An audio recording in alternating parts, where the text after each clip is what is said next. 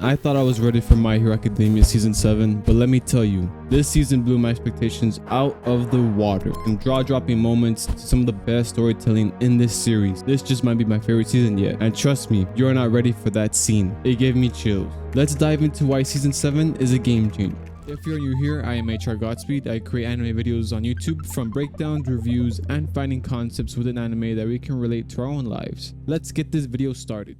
Before we start this video, I do have a little bit of a cold, so if you hear my voice kind of groggy, I apologize. I'm going to pick some of my top moments in this season that left me in awe and explain why they made a huge mark in this story. First of all, spoilers for Season 7 of My Hero Academia. Deku versus Shigaraki. This season we were met with the heroes in a very tough spot during this monumental war. They end up getting a huge advantage and end up spreading the villains apart in such a bold move by our heroes. Deku was supposed to be with Shigaraki's team, but sadly he got pulled into Toga's team to fight Toga. This for one sets up huge stakes in the story because Deku was meant to be the #1 person to fight Shigaraki. But instead, the beginning of this battle against Shigaraki is left to the other top heroes that they could spare for this war. This leads to some epic fighting because of the area they built just to fight Shigaraki, and having that kid from Class B, I forgot his name, which was such a great way to see how far these heroes were willing to go just to beat Shigaraki. They did everything they could to take him down, while Deku literally used his powers to fly across hundreds of miles of sea. He arrived in action, flying in there, kicking the stupid out of Shigaraki. He was ready and prepared to fight, hoping everyone was okay. Was far from true, and this moment reminded me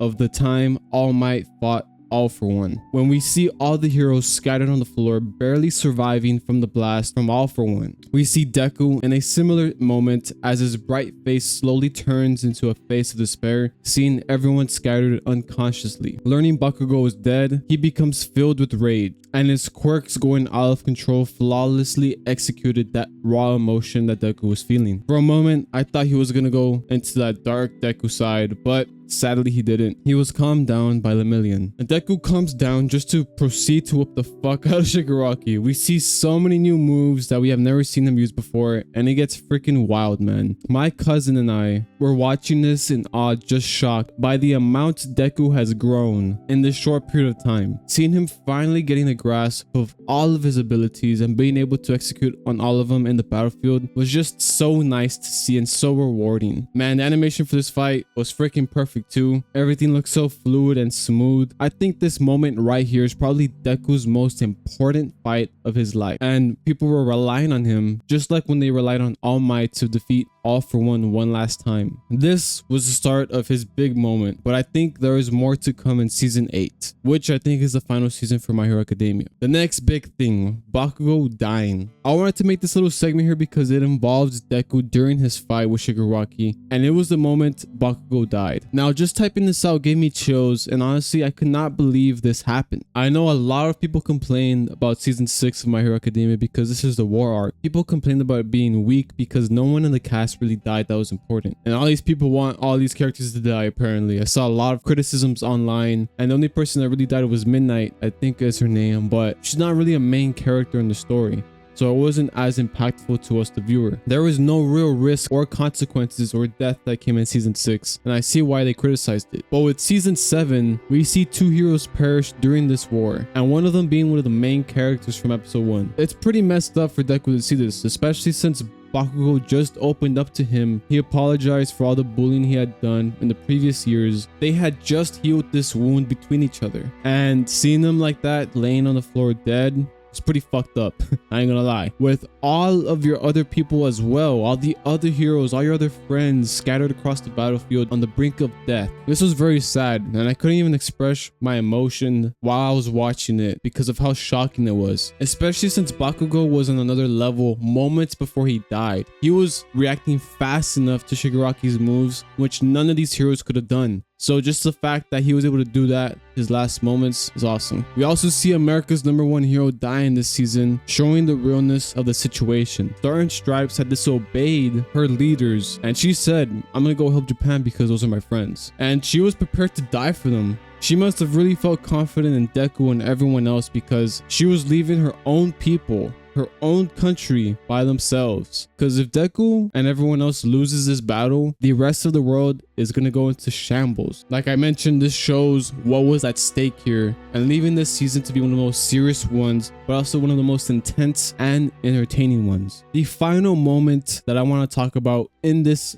video is Dabi versus Todoroki. This right here is one of, if not my favorite moments in the entire show. We have seen this building up since Dabi first announced he was Endeavor's oldest son, and Todoroki wanting to help his father bring his son and his brother back to the family, or to justice. Todoroki knows that his father regrets many things he has done in his past, but that was in the past, and Todoroki is willing to leave that go. He has moved from the past because he knows his father's regret, and he wants to help him get their son and his brother back. I must say, for Shoto to do this for his father is such a noble and honorable thing to do. He has always been my favorite character in the story, and after this moment, he solidified it completely. He wants to help his father by fighting his long lost older brother because he knows it would be way too difficult for his father to do. And this just ties well with how he uses his quirk in battle against his brother. Now he is in a state of acceptance, finally finding out who he truly is. He is no longer the boy who only used his highest powers scolding his father's firepower. Now he embraces both sides of himself, and for the past months he has been working on his brand new move, which combines both of his powers. The author was cooking with this one, man, because Todoroki found himself, and now he is fully embracing his powers. And I mean, come on, the anime gave his power Great Glacial a year. That just sounds cold as fuck.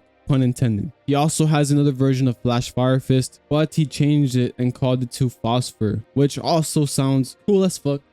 I mean, the animations in these scenes were just out of this world. Bones is doing just a great job with the animation. I really feel like this scene felt like a movie production type of animation. There's a little bit of extra time creating movies because you only have to focus on an hour and a half or maybe 2 hours of film itself, and a season's probably like 5 times that length. So in the film, they're able to put more time into it, and it felt like they put a lot of time into season 7 in my opinion, just judging from the animation. The art style as well did change a bit and improve previous season. And one of my favorite moments was when Todoroki initially thinks he beat his brother and he punches him, and there's a little frame, a little impact frame, and it's Dabi as a kid when he's getting hit, and you can tell. And then it goes to Shoto, and you can also see it's Shoto as a kid punching him, just really emphasizing how this battle is destiny since they were kids. What they both went through in their childhoods was brutal, and the illustration of both of them fighting was poetic. Conclusion: season 7 of My Hero Academia might be one of, if not my favorite seasons of this entire show. There were so many moments in this season that I just could not stop watching. I loved seeing everything else this season had to offer. We saw some of the Class A heroes as well, fighting their own battles, creating their own stories in this war.